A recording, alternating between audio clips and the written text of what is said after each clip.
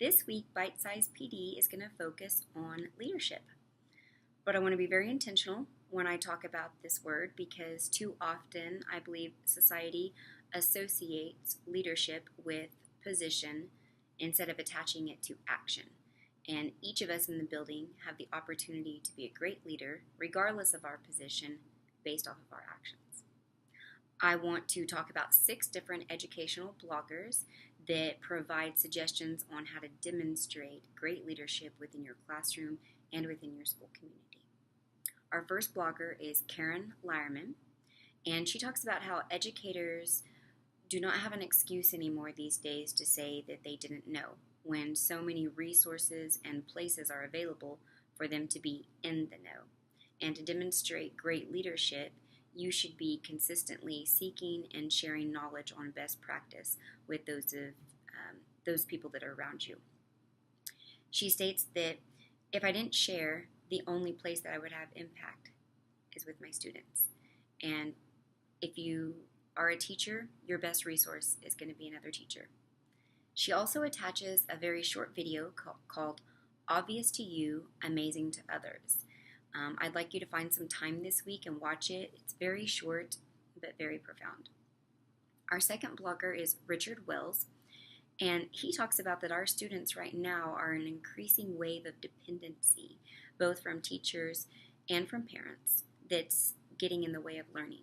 He found an article in Time magazine where a woman stated that we need to deliberately put opportunities of independency in front of our students. I think by doing this, you have the opportunity to show leadership by allowing the students to become leaders of their learning. They are taking ownership, becoming divergent thinkers, ultimately leading to assist them in becoming producers and not consumers. Our third blog is by Jennifer Gonzalez, and she says that you should lead with imperfection, that we should be trying new things that we're not good at in front of our students and colleagues, therefore demonstrating a spirit of experimentation, speaking about our mistakes, and speaking without judgment. Fourth blog is Vicki Davis, and she promotes the book Multipliers by Liz Wiseman on her blog.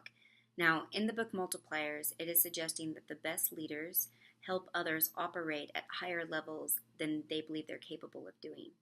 So to be that kind of inspirational leader, you have to change your mindset, and I'm going to be a multiplier instead of a diminisher of my classroom potential. Our fifth blogger is Sylvia Tolosano, and she discusses something called leadership flow. Leadership flow are 4 elements that consist of modeling, experimenting, sharing, and trust. These elements are reciprocated between student and teacher. And she says that when you can master this leadership flow, then the learning process becomes visible, and then others are able to reconstruct and then follow. And then our last blogger is Beth Holland, and she says that the best teachers have empathy in their classrooms. She discusses a study that a veteran teacher did where he followed around a middle school student for quite some time, and what he took away from it is that the best teachers will see school in the eyes of their students, and when you can do that, then you take on a whole new level of leadership in your classroom. Davey and I see so much potential and so much leadership going on in our building, and we are very proud, and we are here to help make everybody better leaders, including ourselves. So I want to leave you with one quote from John Maxwell, who says, "Good leadership isn't about advancing yourself, it's about advancing your team." Have a great week, and we'll see you later.